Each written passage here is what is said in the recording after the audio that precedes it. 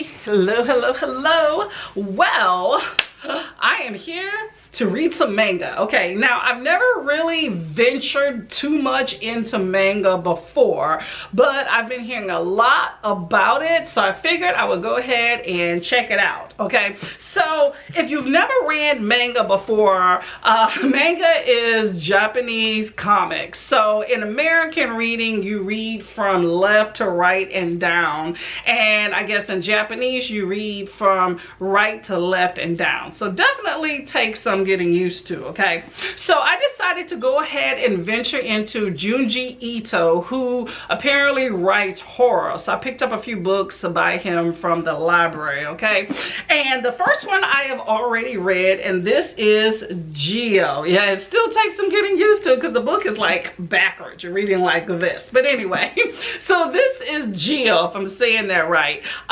Sea creatures have risen from the ocean. Apparently they're walking on some sort of legs and they start attacking people, and you have Tadashi and Kaori that are basically fighting these creatures, and you know, something happens to Kaori. Anyway, this is a fun time. You have like all these bloated bodies and tubes going in and out of orifices, just really just a riot. I was really kind of shocked and laughing, even though there's some horrific stuff. And then there's something about like biological weapons and research and stuff, but good time. I did think that the black and white images in the book are definitely fitting. It draws your attention to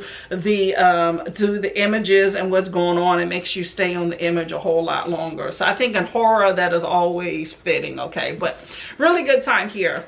And I've already picked up the next book. Okay, so I have picked up Tomie. Now Tomie, I've been hearing a lot about this book. I think Capri's Book Island, a few other people have also talked about this book as well, but it is a riot. So it's in the, I guess Junji Ito's signature is black and white images. This 740 page chunker here. Basically you have this beautiful girl named Tomie who seems like she's a bit of a dick, not gonna lie. Don't seem like she's that likable thus far, and she is killed somehow. Her body is dismembered and put all over the place. What happened to her to get her killed is very interesting and just shocked me. I was like, I did not see that coming. I'm not gonna give a spoiler about it, but I was utterly shocked. It looks like she is coming back to basically haunt people. It looks like she says, I love you, and then apparently people just start to go mad. So that's where I'm at in this book. I'm about 100-ish pages into it, and Tomie is wreaking some havoc. Okay, so I'm going to go back to reading and I'll be back. Isn't this a pretty color? That's awesome. And it turns pink. Pretty cool. Anyway, so I finished Tomie. This big old book here, y'all. The 740 pages of Tomie and all the weird craziness. How everybody is obsessed with this creature Tomie. So it is definitely dangerous to love her, but that's what she wants, for you to love her. It's like a mixture of a bunch of short stories, if you will, but they're all interconnected surrounding this girl named Tomie who keeps multiplying all over the place. I think one of my favorite stories is the one with the sake plant. She tastes and smells good. Anyway, a good creepy bloody time if you want some manga and that's weird. It definitely has a lot of funny parts. Beauty is dangerous, okay, and she is pretty. Anyway, that's Tomie there. The next book I have called No Longer Human, and this is actually some sort of book book adaptation or manga adaptation, which is black and white, and I see some color. But it's an adaptation by some original book by Osamu Dazai. This is an adaptation of a supposedly biographical work about a man who is spiraling in madness. Mental landscape becomes something more delicate and grotesque. So we'll see what this is working with, and I'll check back later. See, what happened was I am not going to continue this book. I have read 300 pages of the 615, and this is just not holding my interest enough for me to continue, okay? Like I said, this is a autobiography, I guess, of this guy, Osamu Dazai's life in a manga format. You know, he has run through some women, I tell you. He's a good looking guy, I guess, and he getting it in, and you see a lot of that in this book, okay? A lot of nakedness. They're not squeamish about showing the female body. The male, not so much, right? He has a lot of alcoholism. He gets into some drugs. His father has disowned him. He has gotten some women into some compromising positions, and there's been some death that has happened. And I guess there's a lot of ghosts. I think it feel like it's getting into some abstractness of like, you know, his demons are coming to roost, and you see that all on paper. But anyway, I'm just not interested enough in this guy's life to continue this book. I'm finding it kind of boring, just not my cup of tea. So this is where this book is going to end for me.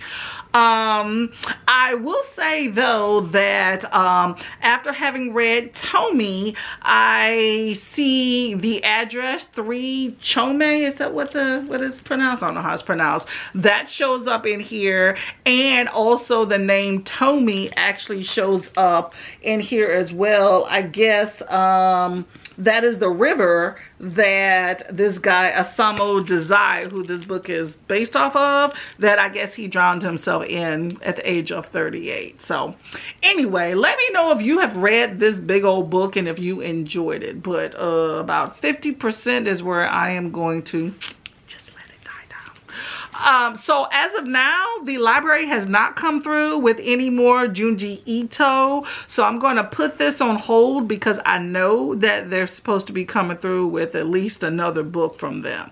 I'm still waiting for Uzumaki. I think I'm saying that right. They claim they can't find it.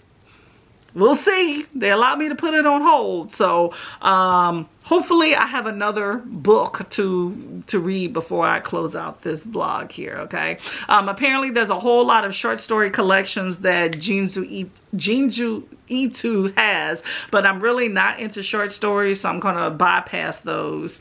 And we'll see what he has next. So I'll see y'all in a bit. Well, I'm back, and I have another Junji Ito. So this is Soichi, right? Now this is actually a really fun one that I've been hearing quite a number of people talk about lately. Soichi is about this young boy. His name is Soichi. He's like 5th grade, and he's really disturbed. He wishes death on a lot of people. His cousin comes into town, and he just enjoys torturing her and his classmates. He apparently has teeth made of nails.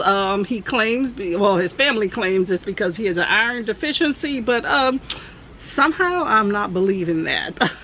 But he just gets himself into a lot of interesting situations involving very macabre stuff, and where he's trying to torture people in really kind of stupid ways, if you ask me, but very dangerous. A good time though. I read this all in one day. It was something that I could not put down. Thoroughly enjoyed it. And that brings me to the end of Junji Ito. I wanted to read Uzumaki, but my library just did not come through with it, so we're gonna leave it at that. Overall, I think Junji Ito has a unique perspective. He mixes in a lot of comedy with a bunch of horrific, bloody, good time, and I'm all here for that, okay? He also mixes in a lot of heart, it seems, with some of his books as well, though. But really, really good images too. Also black and white for the most part. And you know, I am actually not mad at it. I think the black and white is pretty good when it comes to horror and keeps your eyes on the page for sure. So anyway, let me know if you have read any Junji Ito and what you think of his manga, okay?